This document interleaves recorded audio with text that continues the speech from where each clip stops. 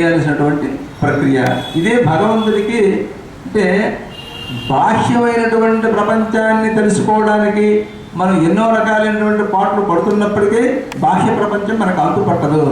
ఎప్పుడైతే లోపల ఉన్నటువంటి అంతరాత్మని పరిశీలించడమే, గ్రహించడమే మనకి ధ్యానం తాలూకు ముఖ్య ఉద్దేశం. ఒకసారి ఒక మహారాజు దగ్గర ఒక పెద్ద గుర్రం ఉందండి. అది ఆ గుర్రం ఎవరు కూడా స్వారీ చేయడానికి అవకాశాలు ఉండడం లేదు. ఎవరు ఎక్కినా దాన్ని పడేస్తుంది కింద. ఎందుకు అలా పడేస్తుంది అని చెప్తే ఆ మహారాజు ఆ కొడుక్కి ఆ గుర్రాన్ని నేను ఇవ్వండి, నేను ఎదురు చేస్తాను, దాని మీద నేను స్వారీ చేస్తానని చెప్పాడు.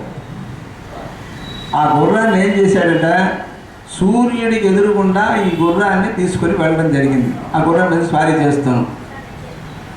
సూర్యుడికి ఎదురుగుండా ఈ గుర్రం స్వారీ చేస్తూ వెళ్తూ ఉంటే చక్కగా గుర్రం పరిగెడుతుంది, దాని మీద కుర్రాడు కూర్చున్నాడు, బాగా వెళ్తున్నాడు. అది ఇలా తిప్పేసరికల్లా దాని కింద పడేస్తుంది మనిషిని. ఎందుకనంటే దాని నీడే దానికి ప్రమాదంగా భావిస్తుంది. అది మనం కూడా ఈ బాహ్య ప్రపంచం వైపు ఎంతసేపు పరుగులు పెడుతూ ఉంటే మనకు అంతు పట్టకుండా అయిపోతుంటుంది. అదే మనం అంతర్ముఖంగా కనుక మనం వెళ్తే ఈ గుర్రం ఎలాగైతే మనకి సూర్యరశ్మికి వెళ్తుందో ఎదురుగుండా, అలాగే మన అంతరాత్మకు ఎదురుగుండా మనం ఈ ధ్యానాన్ని మనం చేసుకోగలిగితే తప్పనిసరిగా మనకి ఈ మనస్సు అనేది స్వాధీనంలోకి వస్తుంది, ఏకాగ్రత కుదురుతుంది సుమా అన్న ఉద్దేశంలో ఆ కథని చెప్పడం జరిగింది. అంటే ఈ గుర్రం సూర్యరశ్మికి ఎదురుగా ఉంటే దాని నీడ దాని వెనకపడుతుంది తప్ప దానికి కంటికి కనపడదు. అలా కాకుండా దానికి వ్యతిరేకమైన దిశలో వెళ్ళినప్పుడు దాని నీడే దానికి ముందు కనపడుతుంది. దానికి ముందు నీడని చూసిందంటే అది భయపడి ఆ రెండు కాళ్ళు పైకెత్తేసి ఎవడైతే దాని మీద స్వారీ చేస్తున్నాడో వాడి కింద పడుతుంది. ఇప్పుడు మన పరిస్థితి కూడా అంతే సుమా. అంతర్ముఖంగా మనం ఎప్పుడైతే లోపల ఉన్న అంతరాత్మను తెలుసుకోవాలనేటప్పుడు మనస్సు ప్రశాంతంగా ఉంటుంది. బాహ్య ప్రపంచాన్ని అర్థం చేసుకోవడానికి ఎంత ప్రయత్నం చేసినప్పటికీ ఇది అంతుపట్టినటువంటి పరిస్థితి. ఎందుకంటే ఇక్కడ ఎన్నో రకాలైనటువంటి విషయాలు ఉన్నాయి. ఈ విషయాలన్నింటినీ నువ్వు గ్రహించి నువ్వేం చేసుకునేది ఏమి లేదు. దీంట్లో నీకు పూర్తిగా అర్థం అవడానికి కూడా మన ఇంట్లో ఉన్నటువంటి భార్య సంగతి, భార్య మనసులో మనం గ్రహించాలంటేనే ఓ 40-50 సంవత్సరాలు పనిచేసిన భార్య మనసు భర్తకి, భర్త మనసు భార్యకి అర్థం కాని పరిస్థితి. అధ్యత బాహ్య ప్రపంచాన్ని ఎక్కడ మనం అర్థం చేసుకోగలం. అధ్యత ఇది విషయం. గీతా శ్లోకములు ఎన్ని కంఠస్థం అనుభవించింది? ఇది చాలా సింపుల్ ప్రశ్న. మనకి ఇవాళ భగవద్గీత ఏ కుర్రాడిని అడిగినా చెప్పలేదు అని అనుకుంటున్నాము. ఇది ఎవరి లోపము? మనదే లోపం. ఎందుకు లోపం మనదే అని మాట్లాడినామంటే మనకే తెలియని పరిస్థితి. ఇవాళ పట్టుకొని ఎవరన్నా లేదు నాకు భగవద్గీత శ్లోకాలు చెప్పాలంటే ఎవరు చెప్పలేని పరిస్థితి. మనకు వచ్చు కానీ ఆచరణలు లేవు. అంచేత ounce of not practice, an ounce of practice is better than tons of knowledge. మనకి కొన్ని లక్షల టన్నుల జ్ఞానం ఉంది కానీ ఆచరణలో ఒక ఔన్స్ కూడా, ఔన్స్ అంటే 30 గ్రాములు, 30 గ్రాములు ఆచరణ కూడా లేదు. కొన్ని టన్నుల కొద్ది జ్ఞానం ఉంది మనకి. ఏం ప్రయోజనం? అంచేత టన్నుల కొద్ది జ్ఞానం ఉన్నా ఆచరణలో ఉన్నటువంటి ఒక 30 గ్రాముల ఆచరణ చాలా గొప్పది అన్నాడు. ఇది వాడు వేదికలకి నాలంటే వాడు ఇలాంటి ఉపన్యాసాలు పాటించి ఉన్నవాడు ఎందుకంటే అద్భుతంగా ఎన్నో విషయాలు చెప్పగలరు. కానీ ఆచరణలో చెప్పలేనటువంటివి ధర్మ బోధ ఎంత ముఖ్యమో ధర్మాచరణ కూడా అంతకంటే ముఖ్యము. ధర్మాన్ని బోధించడానికి అనేక మంది ఉన్నారు, ధర్మాన్ని ఆచరించేవాడు చాలా తక్కువ. ఆచరించి చూపించగలిగితేనే అది వాడు మహానుభావుడి కింద లెక్క తప్ప వేదిక మీద ఉపన్యాసం చెప్పడానికి పాటించి ఉన్నవాడు ఏదో అద్భుతంగా చెప్తూ ఉంటారు. అది విషయం. గీతా శ్లోకములు ఎన్ని కంఠస్థం ఆవరించింది అంటే చాలామందికి భగవద్గీత వచ్చింది కానీ ప్రస్తుతానికి నేను చెప్పలేనండి. అయితే ఇటువంటి సందర్భంలో మన పిల్లలు కానీ మన మనవలు కానీ నేర్చుకోవాలంటే వాళ్ళు ఏ రకంగా నేర్చుకుంటారు? ఈ భగవద్గీత ఉపనిషత్తుల తాలూకు సారాంశము, వేదముల యొక్క సారాంశము. సో కర్మయోగం, భక్తి జ్ఞాన వైరాగ్యం యోగములన్నీ కూడా మనకి భగవద్గీతలో విపులంగా చెప్పడం జరిగింది.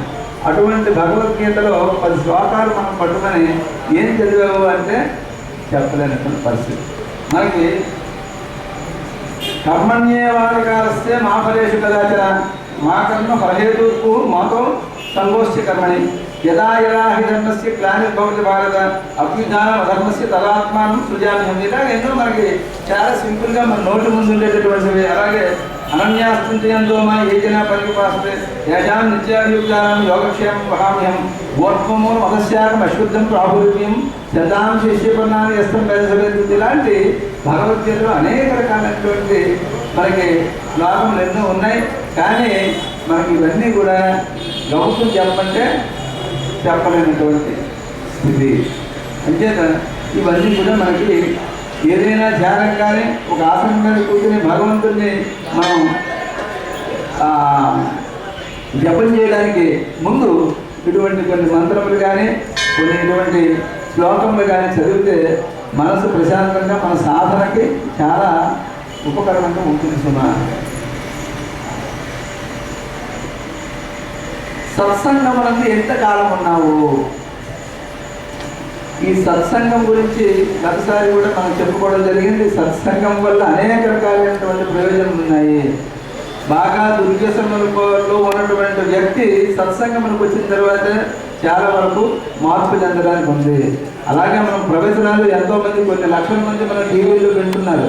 ఈ వింటున్నటువంటి వాళ్ళు కొద్దిమంది మారినా కూడా చాలా గొప్ప విషయమే. కొన్ని లక్షల మంది కానీ కొన్ని వందల మంది కానీ పదుల సంఖ్యలో మారినా కూడా గొప్ప విశేషమే మనకి. అంచేత ఈ సత్సంగంలో ఎంతకాలం ఉన్నావు అంటే ఈ సత్సంగం అనేది ఎప్పుడూ చేయవలసిన పని కాదు. ఎక్కడ సత్సంగం అయితే అక్కడ వెళ్ళడం అనేది నీ విద్యుత్ ధర్మము. దీనివల్ల నీకు అనేక రకాలైనటువంటి ప్రయోజనములు జరుగుతూ ఉంటాయి. నీలో ఉన్నటువంటి చెడు అంతా పోవడానికి అవకాశం ఉంటుంది. ఒక మహాపురుషుడి వల్ల దర్శనం వల్ల, వారి సేవల వల్ల, వారి కనుక పుస్తకములు చదవడం వల్ల, అలాగే వారి ఉపన్యాసాలు వినడం వల్ల మనకు ఎంతో పుణ్యం సంక్రమించే పరిస్థితి కనపడుతుంది. కాబట్టి మనం తప్పనిసరిగా ఈ సత్సంగాన్ని మనం తప్పనిసరిగా అటెండ్ అవ్వాల్సినటువంటి అవసరం ఉంది సుమా అని స్వామి చెప్పడం జరిగింది. అలాగే మౌనం ఎన్ని గంటలు పాటించావు నువ్వు? ఏమిటి మౌనం వల్ల ప్రయోజనం ఏమిటి? అసలు అనర్థములన్నీ మనకి రెండు రకాలుగానే వస్తున్నాయి. ఒకటి ఏంటంటే అతివాగుడు, ఇంకొకటి వ్యర్థ ప్రసంగం. చూడండి ఎంత అద్భుతమో. వ్యర్థ ప్రసంగం అంటే పనికి మాలినటువంటి డిస్కషన్. ఈ పనికి మాలినటువంటి సంభాషణతోనే తగువులు సగం అందులోనే వస్తాయి. ఎందుకంటే హాస్యాస్పదంగా మొదలైనటువంటి వ్యర్థ ప్రసంగం తర్వాత ఒకరినొకరు తిట్టుకునేటటువంటి సందర్భం ఏర్పడుతుంది. అంచేత వ్యర్థ ప్రసంగం పనికిరాదు. అలాగే అతి ప్రసంగం అంతకంటే ఎక్కువగా మనకి అవసరం నుంచి ఎక్కువ మాట్లాడుతూ ఉన్నటువంటి వ్యక్తి మనకి అతివాగుడు వాడితేనే ఏం మాట్లాడతావు, వాగుడుగా వదిలేసేయండి. అంచేత అతివాగుడు పనికిరాదు, అలాగనే వ్యర్థ ప్రసంగం పనికిరాదు. అంచేత మౌనం చాలా ముఖ్యమైనటువంటిది. మౌనంలో ప్రతిరోజు మౌనాన్ని కనుక పాటించినట్టయితే అనేక రకాలైనటువంటి కోపము, మానసిక అలజడులు, అసూయ, ద్వేషములు, ఇటువంటివన్నీ కూడా అరిషద్వర్గములు, కామక్రోధమాత్సర్యములు కూడా ఈ మౌనం వల్ల చాలా వరకు మనకి కంట్రోల్ అవ్వడానికి అవకాశం ఉంది సుమా. అందుచేత ప్రతిరోజు మౌనాన్ని కొంతసేపు పాటించడం అనేది చాలా మంచిదని చెప్పి స్వామీజీ చెప్పడం జరిగింది. ఎంతసేపు మౌనంగా ఉండాలి? అవసరాన్ని బట్టి ఒక అరగంట నుంచి 2 గంటల వరకు. అయితే ఇవన్నీ కూడా పూర్తిగా అదే పనిలో ఉన్నటువంటి వాళ్ళకి సాధ్యం, కానీ మామూలు వాళ్ళకి సాధ్యం కాదు. అయినప్పటికీ మనకి ప్రయత్నం చేస్తే కొంత దీన్ని ఆచరణలో పెడితే చాలా మంచిదన్న ఉద్దేశంలో స్వామీజీ చెప్పడం జరిగింది. లేకపోతే ఎంతకాలం నిష్కామ సేవ వినర్చితివి? కర్మణ్యేవాధికారస్తే మా ఫలేషు కదాచన. భగవద్గీతలో చెప్పింది కూడా అంతే. నీకు కర్మలు చేయడానికి వరకే నీకు అధికారం తప్ప ఫలితాన్ని నువ్వు ఆశించడానికి నీకు అధికారం లేదు. నిష్కామ కర్మ ఎంతసేపు చేశావు? ఇక్కడ మనం చాలామంది ఒక విషయాన్ని ఆలోచించండి. మనం ఏదైనా చేస్తే ఎంతో గొప్పగా చేసామని మన ముందు చెప్పుకునేటటువంటి పరిస్థితి ఇవాళ ఉంది. నిష్కామ కర్మ అనే మాటకు అర్థం ఏంటంటే ఫలితం ఆశించకుండా చేసే కర్మ ఏదైతే ఉందో అదే నిష్కామ కర్మ. ఇవాళ ఏ పని చేసినప్పటికీ కొంత ఫలితాన్ని ఆశించి చేసే కర్మలే మనకు ఉన్నాయి. కామ్య కర్మలు మనకు ఎక్కువగా ఉన్నాయి. ఒక వ్రతం చేసావు, ఒక నోము చేసావు, యజ్ఞం చేసావు, యాగం చేసావు. ఇప్పుడు దేశక్షేమం కోరి, ప్రజాక్షేమం కోరి చేసినటువంటి కార్యక్రమాలు కొన్ని ఉన్నాయి మనకి. ఇప్పుడు వరుణయాగం ఉంది, వర్షాలు పడటం లేదు, పురోహితులందరూ కలిసి వరుణయాగం చేస్తారు. ఇది లోకక్షేమం కోరి చేసినటువంటిది. ఇది ఒకరిని ఉద్దేశించి ఒక స్వార్థంతో చేసినటువంటి పని కాదు. అటువంటి యాగములు కొన్ని ఉన్నాయి. అలా కాకుండా మనకి స్వప్రయోజనం కలగడానికి చేసినటువంటి యాగములు కొన్ని ఉంటాయి, మనకి స్వప్రయోజనం కోసం. ఇప్పుడు మనకి పురోహితులు చెప్తారు, అయ్యా స్వామి, అయ్యా కార్యక్రమం అయిపోయింది, నోము అయిపోయింది, వ్రతమైంది, మీ ఇష్టమైనటువంటి కోరిక స్వామివారికి నివేదించుకోండి, నివేదించి ఇష్టకామ్యార్థ సిద్ధిరస్తు అని. అవన్నీ కూడా కామ్యకర్మలే, అంటే ఒక ఫలితాన్ని ఆశించి నువ్వు చేసినటువంటి కర్మ. నిష్కామ కర్మ ఇది. ఎక్కడో పేదలకు ఏదో ఒక అన్నదానం చేశావు, అది పేపర్లో వేయించుకొని బాగా చేసింది రవ్వంతా ప్రచారం కొండంత అయితే మరి దానివల్ల ఏం ప్రయోజనం? ప్రచారం కోసం చేసినటువంటి ఏవి కూడా సత్ఫలితాన్ని ఇవ్వలేదు, నిష్కామ సేవ అనిపించుకోదు. ఈ ఏరియాలో కార్పొరేటర్గా నిలబడదాం అనుకున్నాడు, అందరికీ అంచేది ఇవేమో అందరికీ పంచుతున్నారండి, ఇప్పుడు నెక్స్ట్ ఎలక్షన్స్లో నిలబడతాడు, అది నిష్కామ కర్మ అవ్వదు. అది కామ ఫలితాన్ని ఆశిస్తున్నావు. చేత నిష్కామ కర్మ. ఇక్కడ ఇంకొక విషయం కూడా ఉంది మనకి. సేవ అంటే ఏమిటి, పని అంటే ఏమిటి? డబ్బులు తీసుకొని చేసే ప్రతి పని కూడా పనే. అంటే నువ్వు కొంత ఫలాన్ని ఆశిస్తున్నావు, ప్రతిఫలాన్ని, దానికి బదులుగా ఏదో పని చేస్తున్నావు. ఇకపోతే సేవ అనే మాట ఎప్పుడు మనం ఉపయోగిస్తున్నామంటే నిష్కామకర్మ ఏదైతే ఉందో అదే సేవ అండి. మనం ఫలితం ఆశించకుండా, అంటే అక్కడ ఫలితం ఆశించకుండా అంటే పూర్తిగా ఫలితం ఆశించకుండా లేని సేవ నా దృష్టిలో ఏది లేనట్టే లెక్క. పుణ్యం అనే మాటలు నువ్వు మనసులో ఊహించుకున్నా అది కూడా కొంత ఆలోచించి చేసేట్టే లెక్క. కానీ మామూలు దానికంటే ఇది అనేక రెట్లు నయం. అంచేత ఇది నిష్కామ కర్మ అనేది, సేవ చేయడం అనేది చాలా ముఖ్యం అని చెప్పి, అలాగే భగవంతుడిని మనం పూర్తిగా నమ్మలేదు అనే విషయాన్ని మరొక కథ రూపంలో చెప్పారు. ఒకసారి కంచి కామాక్షి అమ్మవారి గుడిలో అనేక మంది స్త్రీలు రోజు అమ్మవారిని కొలుస్తూ, స్వామ, ఈ సంసారం అనేటటువంటి అగ్నితో ఇలా మనం మండిపోయి కాలిపోతూ ఉన్నాం, దీని నుంచి మాకు మోక్షాన్ని ప్రసాదించే మార్గం చూపించు తల్లి అని చెప్పి వాళ్ళందరూ కూడా ఆ అమ్మవారిని రోజు కొన్ని సంవత్సరాలుగా అంటున్నారు. మనం కూడా మోక్షం మోక్షం అనే మాట అంటున్నాం. ఈ మోక్షం అనే మాట ఎక్కడి నుంచి అయ్యో వచ్చిందంటే పెదవుల నుంచి మాత్రమే వచ్చిందండి. హృదయంలో ఎక్కడా కూడా మనకి సరైనటువంటి మోక్షం మీద కాంక్ష కానీ కోరిక కానీ దాని మీద ప్రయత్నం కానీ లేదు. ఎక్కడి నుంచి వచ్చిందంటే పెదాల నుంచి వచ్చింది. దీనిలో పొన్ను భక్తి అన్నాడు. పొన్ను భక్తి అంటే ఇక్కడి నుంచి ఇక్కడికే తప్ప కిందకేం లేదండి. ఏదైతే హృదయం నుంచి వచ్చిందో అదే అసలైనటువంటి భక్తి. మామూలుగా పెదవుల మీద ఇప్పుడు ఒక్కొక్కసారి మనకి బంధువులు వస్తారు, వాటిని ఉంచాలనేటువంటి దృష్టి పెద్దగా ఉండదు. ఊరికే వండుకోకూడదా మీరు ఇవాళ రాత్రికి అంటారు, అంతే, అంతవరకే. వాళ్ళు బలవంతంగా వాళ్ళు ఉంచే ప్రయత్నం ఏమీ జరగదు అక్కడ. అంచేత అది పెదవుల మేరకు మాత్రమే వచ్చినటువంటి పరిస్థితి. అయితే ఈ కంచి కామాక్షి అమ్మవారి గుడిలో ఈ పూజారి ఏమనుకున్నాడంటే, అసలు నిజంగా వీళ్ళందరికీ మోక్షం మోక్షం అనే మాట అంటున్నారు కదా, అసలు మోక్షం తీసుకునే ఉద్దేశం ఉందా, ఒకసారి పరీక్షిద్దామని చెప్పి అమ్మవారి విగ్రహం వెనక్కి చేరి తన చేతిని సరిగ్గా అమ్మవారి చేతికి ఇలా అడ్డం పెట్టుకొని అక్కడి నుంచి మాట్లాడడం మొదలెట్టాట. ఏమని, అమ్మ, మీ భక్తికి మెచ్చాను, నేను మీకు అందరికీ మోక్షం ఇవ్వదలుచుకున్నాను, అంచేత వీలున్నంత తొందరలో ఇవాళే మోక్షం ఇచ్చేస్తాను, ఎవరైతే రెడీగా ఉన్నారో రండి నా ముందుకు అన్నాడు. ఎవరు వస్తారు? ఎవరు రారు. ఎందుకు రారు? ఏమ్మా నువ్వు వస్తావా, మోక్షం ఇస్తావన్నా అంటే, లేదమ్మా మా పిల్లకి పెళ్లి కుదిరింది, ఆ పెళ్ళి అయిపోతే నేను వస్తాను. ఇంకొక ఆయన నాకు కుర్రాడికి పెళ్ళి అయింది, పెళ్ళి 2 సంవత్సరాల నుంచి పిల్లలు లేరు, వాళ్ళకి ఏదో మనవడో పిల్లలు పాప కొడితే చూసేసి వద్దాం అనుకుంటున్నాను. ఇంకొక ఆమె చెప్పింది, నేను ఏదో ఇల్లు కడదాం అనుకుంటున్నాను, ఆ ఇల్లు ప్రయత్నంలో ఉన్నాను. మోక్షం అనేది అనేక జన్మల నుంచి వచ్చినటువంటి జన్మరాహిత్యం పొందడానికి కోసం మోక్షం ఇస్తానంటే ఈ ఇల్లు పొల్లు పిల్లకి పెళ్ళి ఇవన్నీ అంటే మనకి ఈ మోక్షం అనే మాటలు వాడుతుంటాం అంతే తప్ప నిజమైనటువంటి పరిస్థితి మనందరికీ ఉందంటే ఆలోచిస్తే మనకి ఏమీ లేదు. అంచేత ఇప్పుడు కూడా ఈ నిమిషంలో ఎవరైనా ఏమంటే నీకు మోక్షం ఇస్తానంటే అనేక రకాలైన వ్యక్తిగత సమస్యలను చెప్పి అది ఎప్పుడో చేస్తానండి ఇప్పుడు ఎందుకు నాకు అనే పరిస్థితి కనపడుతుంది. చిన్న పిల్లవాడు వాడు బజార్లోకి తీసుకెళ్తే నాకు చాక్లెట్లు కొనండి లేదా బిస్కెట్లు కొనండి ఇలా చాలా మానం చేస్తుంటాడు. ఒరే నీకు బంగారు గొలుసు ఇస్తాను నువ్వు ఊరుకు అంటే ఊరుకుంటాడే, ఊరుకోడు. ఎందుకంటే వాడి జ్ఞానం ఎంతవరకు అంతవరకు. మన పరిస్థితి కూడా అంతే. అంటే పనికి మాలినటువంటి వస్తువులు ఈ చాక్లెట్లు బిస్కెట్లు లాంటివి వాటి కోసమే తప్ప మనకి నిజంగా బంగారం ఇస్తానన్నా కూడా ఆ బంగారాన్ని అందుకోలేనటువంటి స్థితిలో మనం ఉన్నాం చెప్పడం. ఇక దానం, ఎంత ద్రవ్యం దానం అనొచ్చింది. ఈ దానం అనేది చాలా ముఖ్యం.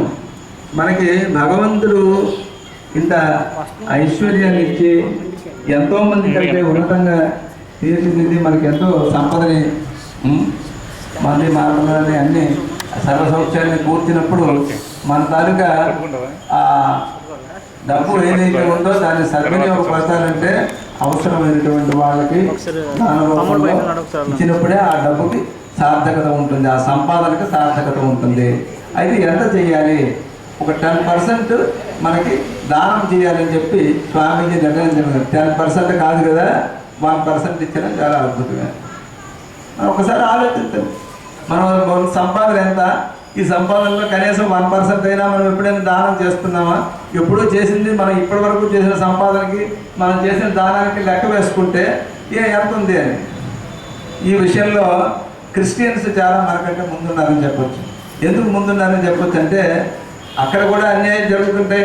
చర్చిల్లో అక్కడ కూడా ఈ డబ్బులు అనేవి దుర్వినియోగపడుతూ ఉంటాయి. పాస్టర్లు కూడా తినేసిన సందర్భం ఉంటుంది.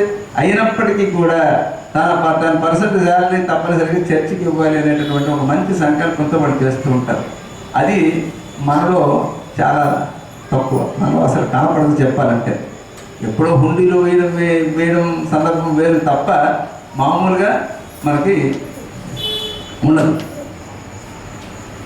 ఎన్ని మంత్రములు లిఖించినవి, చాలామంది మంత్రములు లిఖించడం అంటే మనకి సాయి కోటి రాయొచ్చు లేదా రామకోటి రాయొచ్చు. ఇవన్నీ కూడా ఆత్మ పరిశుద్ధ పడడానికి ఉపయోగించేటటువంటివి. అంచేత నియమనిష్టలతో చక్కగా ఉదయాన్నే స్నానపానం చేసిన తర్వాత మనసు నిర్మలంగా ఉన్న టైంలో ఇటువంటి మంత్రములు లిఖిస్తే చాలా మనకి మంచిది. ఇక శరీర వ్యాయామం, ఈ శరీర వ్యాయామం గురించి కూడా స్వామీజీ చెప్పడం జరిగింది. ఎందుకు శరీర వ్యాయామం అంత ఇంపార్టెన్స్ ఉంది అంటే మనస్సు ప్రశాంతంగా ఉండాలంటే శరీరం ఆరోగ్యంగా ఉండాలి. అందుచేత తప్పనిసరిగా మనం వ్యాయామం అనేది చెయ్యాలి. కనీసం రోజుకి ఒక అరగంట సేపు అయినా మనం చెమట పట్టేటటువంటి ఇవి చేయాలి. అలాగే ఆసనములు కూడా మనకి అనేక రకాలైనటువంటి ఆసనములు ఉన్నాయి. మనకి సర్వాంగాసనం ఉంది, శీర్షాసనం ఉంది, పశ్చిమోత్తాసనం ఆసనం ఉంది, భుజంగాసనం ఉంది, ఇలా రకరకాలైనటువంటి ఆసనాలు ఉన్నాయి. ఈ ఆసనముల వల్ల కూడా మనకి షట్చక్రములు అనేటటువంటివి ఉన్నాయి మన శరీరంలో. మూలాధారము, స్వాధిష్టానము, మణిపూరక చక్రము, అనాహతము, విశుద్ధము, జ్ఞానచక్రము, అలాగే సహస్రార చక్రము. కుండలిని శక్తి మనకి లోపల ఉద్దీపింపబడి అది పైకి వెళ్ళడానికి ఇటువంటివన్నీ కూడా మనకి సహకరిస్తాయని చెప్పి చెప్పడం జరిగింది. అలాగే ఎన్ని అసత్యములాడినవి, కొంతమందికి అబద్ధం ఆడటం అనేది నిత్యకృత్యంగా జరుగుతూ ఉంటుంది. అంటే అబద్ధం మనం ఆడుతున్నాం అనేటటువంటి ధ్యాస కూడా లేకుండా అబద్ధం ఆడటం, అది ఎంత అద్భుతం చూడండి. అంటే మనం అబద్ధం ఆడుతున్నామని ధ్యాస ఉంటే అబద్ధం ఆడేవాళ్ళని లెక్క ఉంటుంది. అబద్ధం ఆడుతున్నామని ధ్యాస లేకుండా తరపరగా అంటే అబద్ధంతో మమేకమైపోయి పూర్తిగా దాంట్లో మునిగిపోయినటువంటి పరిస్థితి. అసత్యం అనేది చాలా పాపం కింద లెక్క. ఎవరైతే 12 సంవత్సరములు సత్యవ్రతం పాటిస్తారో వారికి మనకి వాక్ శుద్ధి ఉంటుంది. వారి నోటితో ఏ మాట పలికితే అది తప్పనిసరిగా సత్యంగా జరుగుతుంది సుమా చెప్పడం జరిగింది. అంచేత అబద్ధములు అసలు అవసరం మేరకు అబద్ధం ఆడడం కూడా అబద్ధమే. అసలు అవసరం లేకుండా ప్రతి చిన్నదానికి నిత్యకృత్యంగా అబద్ధాలు ఆడడం అంతకంటే అధ్వానం అన్నమాట. ఇక కోపం అనేది అయితే దానికి శిక్ష ఏమి అనుభవించేది అంటే ఇక్కడ ఈ ఆధ్యాత్మిక డైరీని ప్రతిరోజు నువ్వు రాసుకుంటే ఎంత టైంని, ఎంత సమయాన్ని నువ్వు వృధా పరుస్తున్నావు, ఎన్ని అబద్ధములు ఆడుతున్నావు. నువ్వు 10 రోజుల తర్వాత నువ్వు ఎప్పుడు అబద్ధం ఆడావంటే నీకు తెలియదు.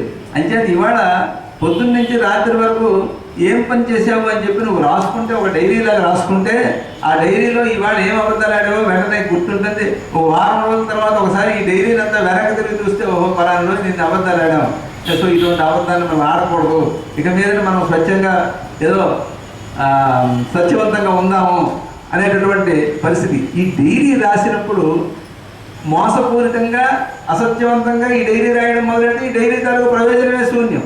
ఇదంతా చెప్పడం దేనికంటే ఆధ్యాత్మికంగా మనం ఎదగాలి.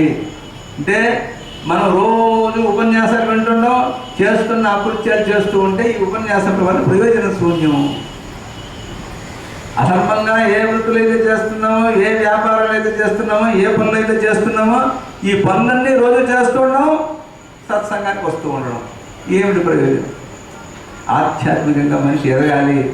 ఎదిగినప్పుడే, అందుకే చెప్పారు స్వామి, ఒక ఔన్స్ ప్రాక్టీస్ అయినా చాలా ముఖ్యం. తన్నుల కొద్దీ నీకు జ్ఞానం కాదు, ఒక ఔన్స్ ప్రాక్టీస్ అదైనా ఆచరణలో పెట్టడం నువ్వు నేర్చుకో, అంతే తప్పితే ఏం ప్రయోజనం లేదు. నీ కోపం ఎన్నిసార్లు వచ్చింది? అకారణంగా కొంతమందికి ఊరికనే కోపం వస్తుంది. ఈ కోపం కూడా మనకి ఈ అన్నిటికీ కూడా కోపం చాలా మూల కారణం.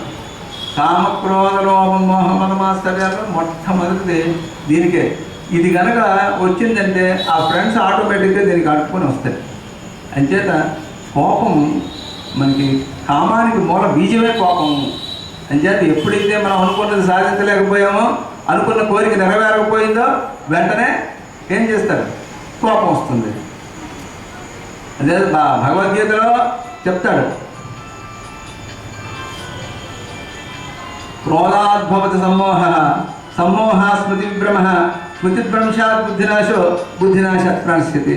ఈ కోపం వల్ల కామాత్ క్రోధోమి అయితే, కామం వల్ల, కోరిక వల్ల కోపం జనిస్తుంది, కోపం వల్ల మోహం జనిస్తుంది, మోహం ఎప్పుడైతే జనించిందో బుద్ధి చెడిపోతుంది, చెడిపోయిన తర్వాత మరి అంతా పాడవుతుంది వ్యవహారం. అందుచేత ఈ కోపాన్ని మనం తప్పనిసరిగా మనం అదుపులో చేసుకోవాలి. అప్పుడు ఏం చేయాలి? కోపం వచ్చినప్పుడు గ్లాసు మంచినీళ్ళు తాగమన్నాడు. హరి ఓం హరి ఓం అని 10 సార్లు హరి ఓం మంత్రాన్ని జపించాలి. ఇంకా అప్పటికి నీ కోపం తగ్గకపోతే ఆ పరిసర ప్రాంతాలను విడిచిపెట్టి ఒక అరగంట సేపు ఎక్కడికైనా బయటికి వెళ్ళి వస్తే ఆటోమేటిక్గా కోపం వచ్చిపోతుంది. ఈ కోపం మూర్ఖుడికైతే కొన్ని సంవత్సరాలు ఉంటుంది, మధ్యమ స్థితిలో ఉన్నవాడికి కొన్ని నెలలు ఉంటుంది. అదే కానీ మహాపురుషుడికి అయితే క్షణికంలో కోపం మాయం అవుతుంది. ఎవరికైతే కోపం సంవత్సరాల తరబడి ఉంటుందంటే వాడు చాలా అధోగతిలో ఉన్నట్టు లెక్క.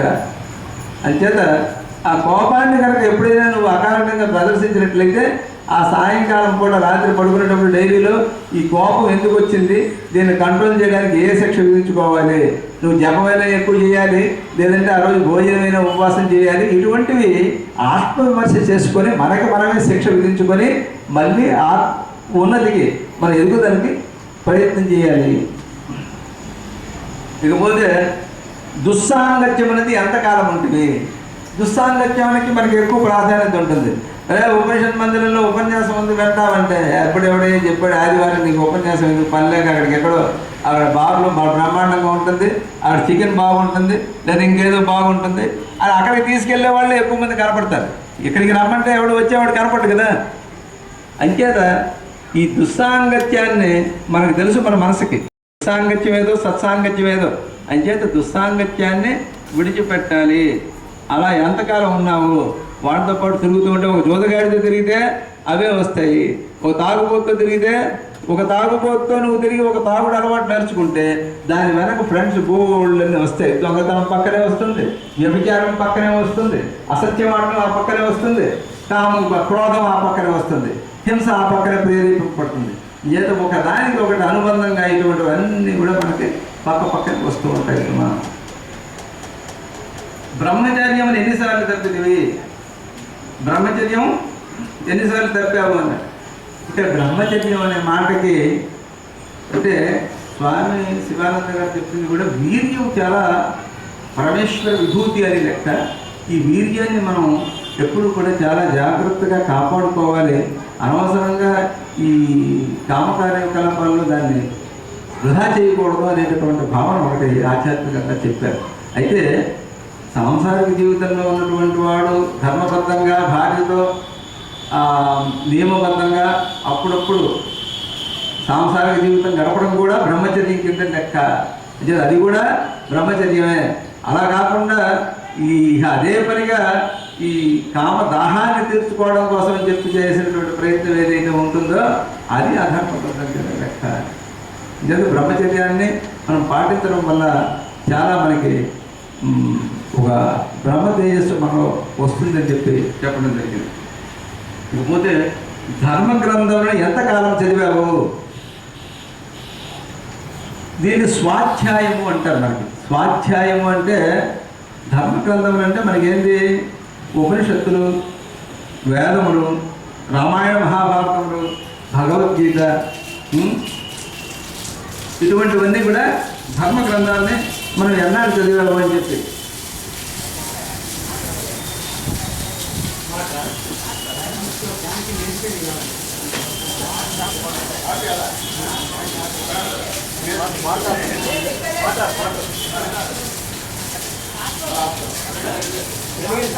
ఇది మనస్సు స్థిరపడడానికి మనకి ఇది పనికి వస్తుంది. ఇకపోతే చెడు అలవాట్లను నిరోధించడంలో ఎన్నిసార్లు చెప్పావు? ఈ చెడు అలవాట్లు కూడా మనకి చెడు అనే భావన కూడా కొంతమందిలో కనపడదు. అంటే ఎలా అంటే కాఫీ రోజుకో 20 సార్లు తాగడం అది చెడు అలవాటే. కానీ ఈ కాఫీయే కదండి, దానికి ఏముంది పెద్ద విశేషం అన్న భావన. కాఫీ రోజుకి 2 సార్లు తాగితే పర్వాలేదు, అది 20 సార్లు తాగితే తప్పనిసరిగా చెడు అలవాటేది. కానీ కాఫీయే కదండి, ఇదేం చెడు అలవాటు అనేటటువంటి భావంతో ఉంటారు. ఇకపోతే మద్యపానం అనేది ఈ అధునాతనమైనటువంటి సమాజంలో అదొక స్టేటస్ సింబల్ కింద లెక్క. ఎవడైతే మద్యపానం చేయలేదో వాడి పనికిరాని వాడి కింద లెక్క. అలాగే మాంసభక్షణము కూడా అవకాశం మనం విసర్జించడం చాలా మంచిది. అలాగే నవలను చదవడము, అలాగే సీరియల్స్ చూడటము. ఇవాళ మీరు సీరియల్స్ చూడండి, అనేక రకాలైనటువంటి సీరియల్స్ తరగంతంపరగా అన్ని ఛానల్స్లో వస్తున్నటువంటి సీరియల్స్ అన్నీ కూడా మనం హింసా ప్రవృత్తికమైనటువంటి సీరియల్సే. హింసను ప్రేరేపించేవి, హింసని మన మనసులో అవధి రేపేవి. అవే తప్ప మామూలుగా పనికొచ్చినటువంటి సీరియల్స్ అందులో ఉండవు. అంచేత ఈ సీరియల్స్ వల్ల మనకి అశాంతి, మానసికమైనటువంటి అలజడి, ఒక హింసా ప్రవృత్తి, ఇటువంటివి దాంట్లో మనకు కనపడుతుంటాయి. అది కూడా దురలవాటేస్తున్నా. అలాగే కొంతమందికి గుట్కాలు, కైనీలు, ధూమపానం, సిగరెట్లు, ఇవన్నీ కూడా మనకి వీటికి మనం దూరంగా ఉండాలి. అలాగే కొంతమంది పగటిపూట నిద్ర, విపరీతంగా పగటిపూట నిద్రపోవడం కూడా ఒక దురలవాటే. అలాగే నారదుడు ఈ సందర్భంలో మామూలుగా కథ చెప్పాడు. నారదుడు ఒక పందిని చూసి, స్వామి మీకు స్వర్గానికి తీసుకెళ్తానంట. స్వర్గానికి తీసుకెళ్తానంటే స్వర్గం అంటే అక్కడ ఏమిటి ఉంటుంది అని అడిగింది పంది. అక్కడ భగవంతుడి దివ్య గానాలు ఉంటాయి, చాలా శబ్దశోభితమైనటువంటి భోజనాలు ఉంటాయి. అక్కడ దేవనర్తకులందరూ కూడా నృత్యం చేస్తూ ఉంటారు. అది అక్కడ దేవ విమానంలో అంతా మనం ప్రయాణించవచ్చు. అక్కడ ఎప్పుడు విచారం కానీ మరొక రకమైనటువంటి ఇబ్బంది ఏమిటి ఉండదు అంటే ఇది పంది అడిగిందట, అయ్యా తాజా ఉచ్చిష్టం ఏమైనా దొరుకుతుందట, అశుద్ధం ఏమైనా ఉంటుందా? అది ఉండదు. అయితే మరి నాకు అక్కర్లేదు.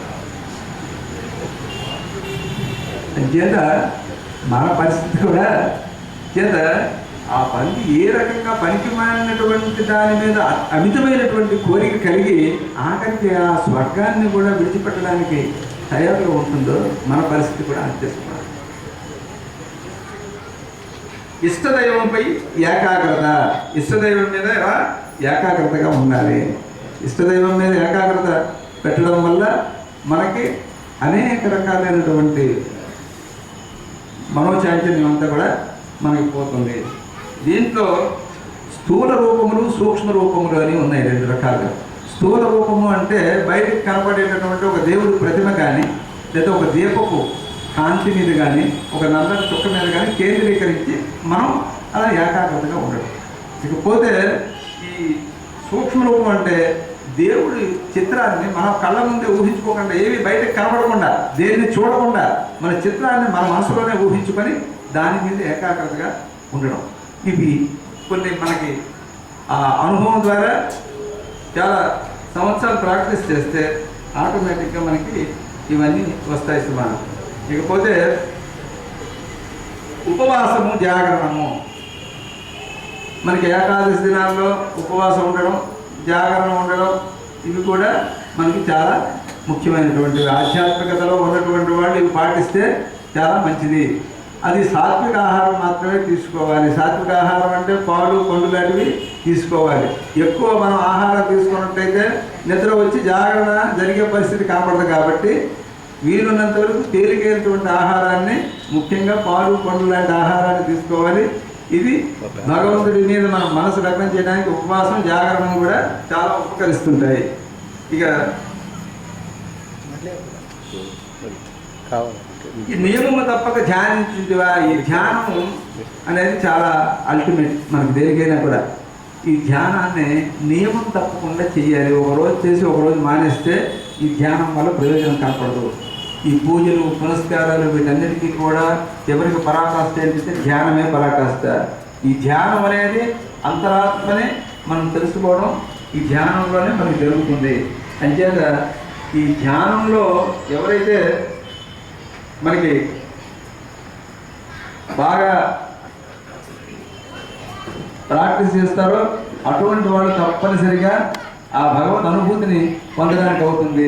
రోజు అరగంట నుంచి కనీసం 3 గంటల సేపు నిశ్చలంగా ఒక చోట కూర్చొని అసలు మనం ఈ ధ్యానంలో ఉన్నామా లేదనేటటువంటి భావన కూడా మనకు కనబడకుండా ఉండే పరిస్థితి, మన శరీరం అసలు ఉందో లేదో కూడా తెలియనటువంటి పరిస్థితి, ఇదంతా ప్రత్యక్షంగా ఎవరి అనుభూతి వారికి కలుగుతుంది. ధ్యానం అనేది చాలా ముఖ్యమైనటువంటిది. ఇక ఏ సుగుణమును పెంపొందించుకుంటున్నావు? అనేక రకాలైనటువంటి సుగుణములు మనకి ఉన్నాయి. ఈ సుగుణములు ఏమిటి?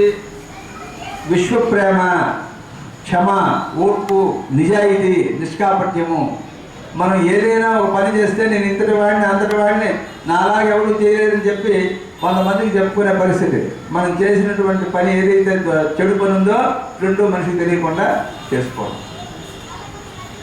చెడు పనిని రెండో వాడికి చెప్పకుండా చేయడం, చేసిన మంచి పనికి కొన్ని వేల మందికి చెప్పడం. మరి దాంట్లో నిజాయితీ ఎక్కడ ఉందండి? ఎవడైనా చేసినటువంటి చెడు పని ధైర్యంగా చెప్పగలిగినటువంటి వాడు నిజాయితీ గల వ్యక్తి కింద లెక్క. ఇకపోతే నిష్కాపట్యము. మనం రోజు జరుగుతున్నటువంటి వ్యవహారాల్లో కపటంతోనే ఉంటుంది. లోపల మనం ఒకటి అనుకుంటాం, ఇప్పుడు ఎవడో వస్తాడు ఏదో ఇద్దామని చెప్పి, ఏదో బాబు డబ్బు కావాలంటాడు. మన దగ్గర ఉన్న వాడికి ఇవ్వడానికి ఇష్టం లేకపోతే నా దగ్గర ఏమీ లేదయ్యా అంటాం. ఇది ఇంకేదో అబద్ధం చెప్తాం. ఇది మనకు ఉన్నటువంటి జరుగుతున్న వ్యవహారాలన్నీ కూడా కపటంతో కూడినటువంటి వ్యవహారాలు మనకు ఎక్కువగా ఉంటాయి. నిష్కాపట్యం అనేది మనకి జనరల్గా ఉండదు. అలాగే ధైర్యము, కరుణ, విశ్వప్రేమ ఇటువంటి గుణాలని మనం పెంపొందించుకోవాలి. ఏ చెడు గుణమును నిరోధించడానికి నువ్వు ప్రయత్నం చేస్తున్నావు. ఏదో ఒక పని మనకి ఇబ్బంది పెడుతూ ఉంటుంది. ఆ ఇబ్బంది పెట్టినటువంటి ఆ గుణాన్ని నువ్వు ఎలా నిరోధించుకోవడానికి ప్రయత్నం చేస్తున్నావు. అలాగే ఏ ఇంద్రియం ఎక్కువగా బాధపడుతుంది? మనకి కర్మేంద్రియములు ఉన్నాయి, జ్ఞానేంద్రియములు ఉన్నాయి. జ్ఞానేంద్రియముల వల్ల మనకేం కాదు, కర్మేంద్రియముల వల్లనే మనకి బాగా ఉంది. మనకి చేతులు ఉన్నాయి, అవి ఏదైనా మనకి తప్పు పని చేసినప్పుడు ఆ చేతులకి సరైనటువంటి పద్ధతిలో మనం శిక్ష విధించుకునే పరిస్థితి కనబడుతుంది. కాళ్ళు ఉన్నాయి, అలాగే నోరు ఉంది, విపరీతంగా తింటుంది, అదిగా బాగుంటుంది.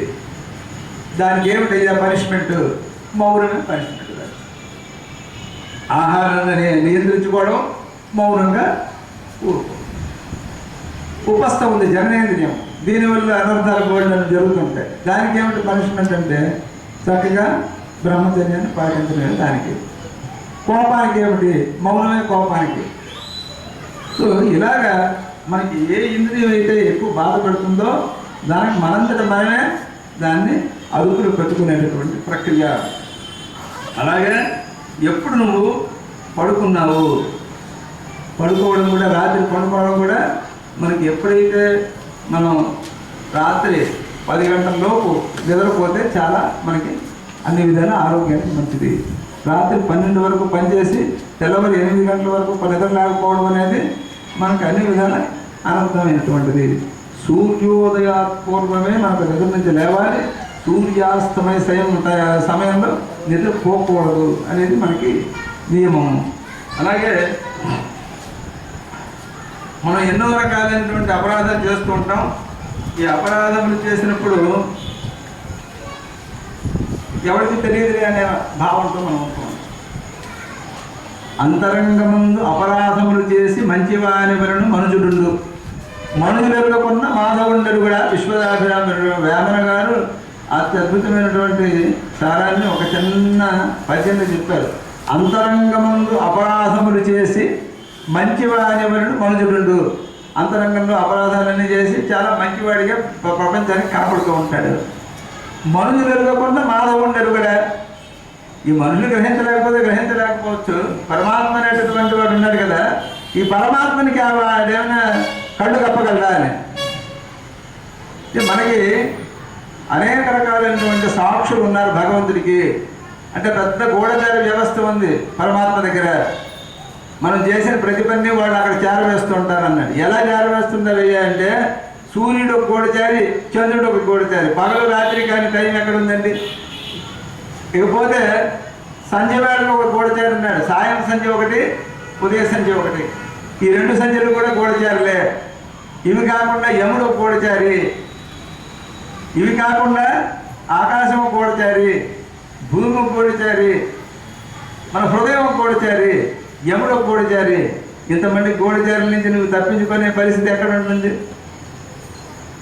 సో ఈ వ్యవస్థలో ఎక్కడ ఏ పని చేసినా ఈ టైంలో కాకుండా, రాత్రి కాకుండా, పగలు కాకుండా, సాయంకాలం కాకుండా ఎప్పుడు చేస్తాడు తప్పు మనిషి. సో ఏదో టైంలో ఇవన్నీ చేసే పనులే సుమా. అంచేత ఈ గూఢచారి వ్యవస్థలో తప్పనిసరిగా మనిషి అనేటటువంటి వాడు చేసినటువంటి ఏ పాపములైనా కూడా తప్పనిసరిగా ఆ భగవంతుడికి, మనుషుల్ని మోసం చేసినా భగవంతుడి దగ్గర నువ్వేం మోసం చేయలేవు సుమా అని చెప్పేటటువంటి సందర్భం. అంటే ఈ ఆధ్యాత్మిక డైరీ రాయడంలో, చెప్పడంలో స్వామి ఉద్దేశం ఏంటంటే, ఇది మీరు ప్రతిరోజు రాయండి. రాసిన తర్వాత సాయంకాలం కూడా ఈ డైరీలో ప్రతిరోజు మీకు చూడడానికి అవకాశం ఉండకపోవచ్చు. ఒక వారంకి ఒకసారి పునశ్చరణ చేసుకోండి. ఈ వారంలో ఏం సత్సంగం చేసాం, ఏం తప్పులు చేసాం, ఏం ఇవి చేసాం, వీటిని ఆధ్యాత్మికంగా ఎదగడానికి వీటిని ఏ రకంగా మనం సరిదిద్దుకుంటాము, మనం ఏ రకమైనటువంటి పరిస్థితుల్లో ఇక ముందుకు వెళ్తాము. అబద్ధాలు రోజుకి 100 ఆడేవాడు ఉంటాడు. వాడు ఆ తర్వాత వాడిలో ఒక రకమైనటువంటి రియలైజేషన్ కనపడితే రోజుకు 10 అబద్ధానికి వస్తాడు. ఇంకా తర్వాత కొన్ని సంవత్సరాలు, ఒక నెల అయితే ఒక అబద్ధంకి వస్తాడు. అలాగా ఇవన్నీ కూడా మన ఆధ్యాత్మిక ఎదుగుదలకి పనికొచ్చేటటువంటి విషయములు. ఇవి మనం ఆత్మవిమర్శ అనేది దీనికి చాలా ముఖ్యం. ఆత్మవిమర్శ లేకుండా ఈ డైరీ వల్ల ఏం ప్రయోజనం? ఏమీ ప్రయోజనం లేదు. ఆత్మవిమర్శ వల్ల మరింత మనం ఆధ్యాత్మికంగా ఎదగాలి అనేటటువంటి భావనతో చెప్పినటువంటి పరిస్థితి. ఇక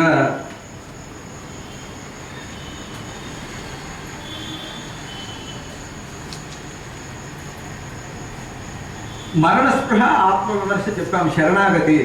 శరణాగతి అనేది చాలా ముఖ్యం. ఎందుకంటే గజేంద్ర మోక్షంలో కూడా గజేంద్రుడు ఎన్ని విధాలు వేడుకున్నప్పటికీ ఆ నారాయణమూర్తి రాలేదు. ఎప్పుడు అయ్యా వచ్చాడు? నీవే తప్ప ఇతఃపరం పెరుగ మన్యం పొందగని కావే వరద సంరక్షణ భద్రాత్మక. ఇక అంతే, ప్రాణాలు అన్నీ పోయాయి, ఇక నువ్వు తప్ప నాకు ఎవడు దిక్కు లేదు అనేటటువంటి సందర్భంలో భగవంతుడు అక్కడ వచ్చి మనకి ఆ మొసలి నుంచి కలిగి రక్షించడం జరిగింది. అలాగే మనకి శరణాగతి లేకపోతే మనకి ఇవన్నీ కూడా చాలా శూన్యం. ఇవాళ మోక్షం ఇస్తాను రండి అని అంటే ఎవరన్నా పొరపాటున మనకు అనుకోవట్లేదు. ఎవరైనా వచ్చి నీకు ఎవరికి కావాలో మోక్షం రండి ఎవరైనా మన సిద్ధంగా ఉంటారో మన వాళ్ళు. అయ్యో బోల్డ్ పనులు ఉన్నాయండి, అవన్నీ అయిపోతే కాదు నేను మాట్లాడికి వస్తాను అంచేత ఇది ఇక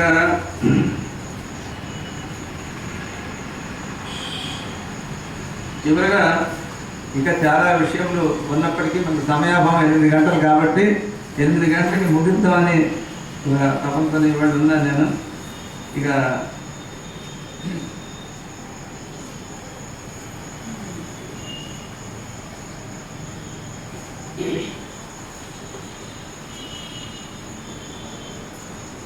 చివరిగా ఒక అన్నమైన సంకీర్తన, దీనికి సంబంధించిన సంకీర్తన ఇది అంటే అదొకటి పాడి ఇవాళ కార్యక్రమాన్ని ముగిద్దాం. ఇందులో తెలియనటువంటి విషయములు ఏవైనా కొత్త ఉన్నాయని చెప్పి నేను అనుకోవడం లేదు. ఇది స్వామి డిజైన్ చేసినటువంటి ఒక చక్కటి ఆధ్యాత్మిక ప్రణాళిక అనే ఉద్దేశం మీద దీని మీద వాళ్ళు చెప్పడం జరిగింది. ఇవన్నీ మనకు తెలిసిన విషయమే, కాకపోతే మరొకసారి పునశ్చరణ చేసుకొని మరొకసారి గుర్తు చేసుకుంటున్నాం అంతే. దీంట్లో ఎక్కడి మానుష జన్మం వ్యక్తిన ఫలమేమున్నది అన్నమే సంకేతం. ఎక్కడి మానుష జన్మం వ్యక్తిన ఫలమేమున్నది, దిక్కము నిన్నే నమ్మిది చిత్తంబికను చిత్తంబికను. ఎక్కడి మానుష జన్మం వ్యక్తిన ఫలమేమున్నది, నిక్కము నిన్నే నమ్మిది చిత్తంబికను చిత్తంబికను. మరువను ఆహారంబును మరువను సంసార సుఖము. దేన్ని మర్చిపోవడం లేదన్నాడు. మరువను ఆహారంబును మరువను సంసార సుఖము, మరువను ఇంద్రియ భోగము మాధవని మాయ. ఏది మాయ, ఇదంతా ఏది మర్చిపోవడం లేదు. ఇవన్నీ చక్కగా రుచి తప్పకుండా చేస్తున్నాను నేను. మరువను ఆహారంబును మరువను సంసార సుఖము, మరువను ఇంద్రియ భోగము మాధవని మాయ. మరచద సుజ్ఞానంబును మరచత తత్వరహస్యము, మరచద గురువును దైవము మాధవని మాయ. ఏవయ్యా మర్చిపోతున్నావంటే మరచద సుజ్ఞానంబును, ఏదైతే మంచి జ్ఞానం ఉందో దాన్ని మర్చిపోతున్నాను. మరచద సుజ్ఞానంబును మరచద తత్వరహస్యము, మరచద గురువును దైవము మాధవని మాయ. ఎక్కడి మానుష జన్మం వెచ్చిన ఫలమేమున్నది, నిక్కము నిన్నే నమ్మిది చిత్తంబికను చిత్తంబికను. విడువను పాపము పుణ్యము విడువను నా దుర్గుణములు, విడువను పాపము పుణ్యము విడువను నా దుర్గుణములు, విడువను మిక్కిలి ఆశలు విష్ణుడని మాయ. ఏమి ఆశ కూడా విడిచిపెట్టడం లేదు, నా దుర్గుణాన్ని విడిచిపెట్టడం లేదు. విడువను పాపము పుణ్యము విడువను నా దుర్గుణములు, విడువను మిక్కిలి ఆశలు విష్ణుడని మాయ.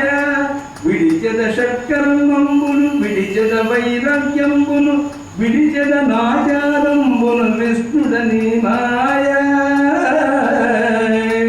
ఎక్కడి మానుష జన్మం వెత్తిన ఫలమేమున్నది, నిక్కము నిన్నే నమ్మిది చిత్తంబికను చిత్తంబికను. తగిలెద బహుళం పటముల తగిలెద బహుబంధంబుల. ఇవాళ జన్మ ఎత్తిన వాటికి మనిషికి ఎన్నో రకాలైనటువంటి బంధములు, అన్ని లంపటములే అన్ని బంధములే. తగిలెద బహుళం పటముల తగిలెద బహుబంధంబుల, తగులను మోక్షము మార్గము తలపునయంతైనా. మోక్ష మార్గం ఏదైతే ఉందో అదొక్కటి తప్ప తగినవన్నీ ఉన్నాయి.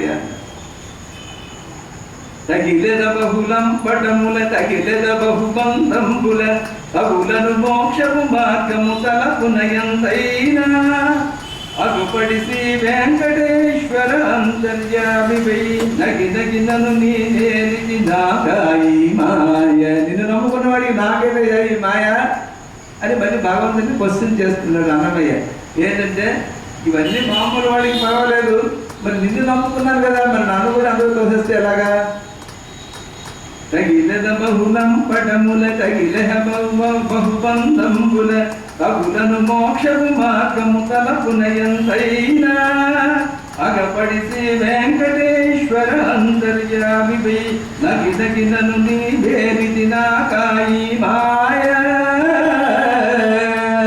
ఎక్కడి మానుష జన్మం వెత్తిన ఫలమే ఉన్నది నిక్కముంది చిత్తం వికను అనేక రకాలైనటువంటి కథలు చాలా ఉన్నాయి. అయితే సమయాభావం వల్ల వీలున్నంత వరకు నాకు ఇచ్చినటువంటి సమయంలోనే ఇది పూర్తి చేయడానికి ప్రయత్నించాను. అందరికీ మరొకసారి ధన్యవాదాలు తెలియజేస్తూ ఈ కార్యక్రమానికి నన్ను ప్రోత్సహించినటువంటి మన ఉపనిషత్తు మందిర కార్యవర్గ సభ్యులు ముఖ్యంగా కామేశ్వరరావు గారికి, నిష్ఠల నరసింహమూర్తి గారికి, మీ అందరికీ మరొకసారి నా కృతజ్ఞతాపూర్వక ధన్యవాదాలు తెలియజేస్తూ ఈ కార్యక్రమాన్ని ముగిస్తున్నాను. సర్వం పరమేశ్వర నమస్కారం. శ్రీ గురుభ్యో నమః. శ్రీకాకుళం పట్టణంలో గత 50 సంవత్సరాలుగా నిర్విరామంగా కార్యక్రమాలను జరపడానికి కారకులైనటువంటి శ్రీమాన్ ఆరవల్లి లక్ష్మీనారాయణాచార్యులు గారు, డాక్టర్ ఈశ్వర్ ధన్వంతరి గారి ఆచరణ, కృషి, సంకల్ప బలం ఒక కారణమైతే ఈరోజు కార్యక్రమంలో భాగంగా అటువంటి ఒక ప్రముఖ వైద్యులు అయినటువంటి శ్రీ శివానంద స్వామి ఈరోజు ఆయన కూడా వాస్తవంగా చాలామందికి, నాకు కూడా తెలియదు, డాక్టర్ గారు చెప్పారు, ఈరోజు ఒక ఎంబీబీఎస్ చదువుకున్నటువంటి ఒక వైద్యులు శ్రీ శివానంద స్వామి గారి గురించి శ్రీకాకుళం పట్టణంలో ప్రముఖ వైద్యులైనటువంటి డాక్టర్ మందుల మోహన్ రావు గారు మాట్లాడడం, ఆ కార్యక్రమానికి శ్రీకాకుళం పట్టణంలోనే ప్రముఖ వైద్యులైనటువంటి డాక్టర్ సంజీవరావు గారు, డాక్టర్ కోమలరావు గారు, డాక్టర్ అమ్మన్నాయుడు గారు, డాక్టర్ సోమేశ్వరరావు గారు, డాక్టర్ నరసింహరావు గారు, డాక్టర్ చిన్నబాబు గారు, ఇంతమంది వైద్యులు ఈరోజు కార్యక్రమానికి రావడం అంచేత ఈ రోజంతా అటు విషయం ఒక వైద్యులు ఆధ్యాత్మిక భావన అయితే మాట్లాడింది మరొక వైద్యులైతే దానిని వీక్షించింది కూడా పట్టణంలో ప్రముఖ వైద్యులందరూ అనేది ఒక భాగం అయితే, రెండవ భాగం ఏమిటి అంటే కార్యక్రమాలు మామూలుగా జరుగుతూ ఉన్న నిజ జీవితంలో ఆ ఆధ్యాత్మికతకి దగ్గరగా చేరడానికి అనుసరించవలసినటువంటి సోపానాలను చక్కగా తయారు చేసి స్వామి ఇచ్చినవి అందరికీ ఆ కాపీలను మనకి అందజేశారు. వాస్తవంగా వాటిని ఒక్కసారి పునశ్చరణ మనం చేసుకొనడం ద్వారా తప్పనిసరిగా ఆధ్యాత్మికతకి దగ్గరగా వెళ్ళగలము అనే దాంట్లో సందేహం లేదు. ఎందుకు అంటే భాగవతం అనేది ఎప్పుడో జరిగిన దాంట్లో చెప్తాడు బలిచక్రవర్తి, కారే రాజులు రాజ్యములు కలగవే గర్వోన్నతిని పొందరే వారేరి సిరి మూట కట్టుకుని పోవంజాలిరే భూమిపై పేరైన కలదే శిబి ప్రముఖులు ప్రీతిని యశకాములై ఈరే కోరికలు వారలను మరిచరే ఇక్కాలము భార్గవ అని ఒక్క చిన్న మాటను అంటే చాలయ్యా నీ రాజ్యం వల్ల నీకు మిగిలిపోతుందని శుక్రాచార్యుడు చెప్పితే, ధర్మం ముందు ఆ రాజ్యం వల్ల నాకెందుకయ్యా, ధర్మమే కావాలి అంటాడు బలి చక్రవర్తి. సరే, అది ఎప్పుడో జరిగిన విషయం, కానీ మైదానం వంటి సంచలనాత్మకమైనటువంటి నవలని రాసి అందించినటువంటి చలం గారు ఠాగూర్ యొక్క గీతాంజలి గురించి ఒక మాట రాస్తూ చెప్తారు. ప్రతి వ్యక్తి జీవితంలో ఎన్ని మార్గాలను అనుసరిస్తూ వెళ్ళినా చివరికి ఎప్పుడో ఒకప్పుడు తప్పనిసరిగా ఆధ్యాత్మిక చేరడం అనేది జరుగుతుంది. కాకపోతే కొంచెం వేగనం చేరగలిగిన వారు ధన్యులవుతారు, లేని వాళ్ళు ఇంకొంత సమయం తీసుకునేటటువంటి పరిస్థితి ఉంటుంది అని. అంచేత అటువంటి ఆధ్యాత్మికత మార్గానికి తొందరగా చేరడానికి కావలసినటువంటి సోపానాల ద్వారా మనకు అందించినటువంటి డాక్టర్ మోహన్ రావు గారికి ఉపనిషత్ మందిరం తరఫుని, ఉపనిషత్ మందిరం కార్యవర్గ తరఫుని కృతజ్ఞత అభివందనని తెలియజేసుకుంటూ డాక్టర్ గారు మాట అయిన తర్వాత రామనామాన్ని చెప్పుకుంటాం. సరే, మా సీనియర్ డాక్టర్స్ ముఖ్యంగా సోమేశ్వర గారు, అమ్మన్నాయుడు గారు, చిన్నబాబు, కోమలరావు, సంజీవరావు గారు ఎప్పుడు వస్తుంటారు, కోమలరావు గారు, వీరిద్దరు ఇవాళ ప్రత్యేకంగా నా మీద అభిమానంతో వచ్చినటువంటి నరసింహరావు అదే ఈ అభిమానంతో వచ్చినటువంటి వైద్య మిత్రులందరికీ మరొకసారి నా యొక్క ధన్యవాదాలు తెలియజేస్తున్నాను ప్రత్యేకంగా. అలాగే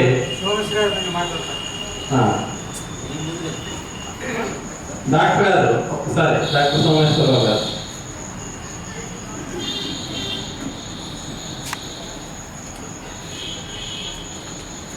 మిత్రుడు డాక్టర్ మోహన్ రావు గారు, ఇతర రచయితలు, ఉపనిషత్తుల ప్రముఖులు, సభ్యులు, సభ్యురాలు అందరికీ నమస్తే. ఇంత చక్కటి ఆచార్య ప్రసంగం ఉన్న తర్వాత మళ్ళీ లౌకిక ప్రసంగం ఏమాత్రం సబబు కాదు.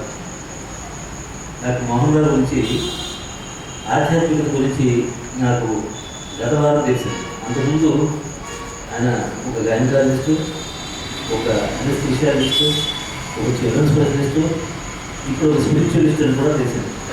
గత వారం తెలిసింది. అయితే నేను మిస్ అయ్యాను. నాకు తర్వాత తెలిసింది అన్నమాట. మోహన్ రావు మాట్లాడారు, వచ్చారు.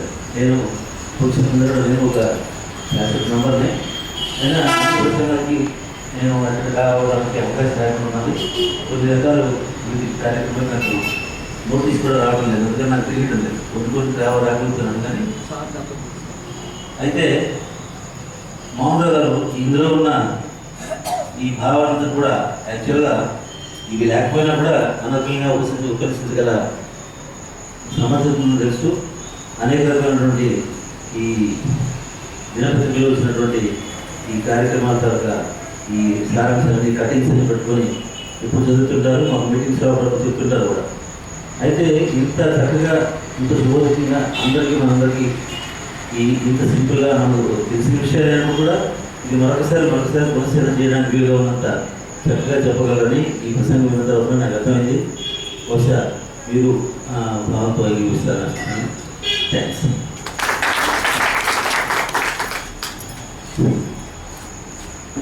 అలాగే వచ్చే వారం సాయంకాలం, ప్రతి ఆదివారంలో కార్యక్రమంలో భాగంగా వచ్చే సాయంకాలం 6:30 మనందరికీ తెలిసినటువంటి పెద్దలు శ్రీ ముత్తూరు కామేశ్వరరావు గారు ఈరోజు కూడా వస్తున్నారు. ఆయన చేత భారతంలో సతీ సావిత్రి ఆ విషయంపై ప్రవచనం ఉంటుంది. ఈరోజు ప్రవచనం చేసినటువంటి డాక్టర్ మోహన్ రావు గారికి స్వామివారి ప్రసాదాన్ని అందజేయవలసిందిగా డాక్టర్ కోమలరావు గారి ఉపన్యాసం అందరినీ కోరుకుంటూ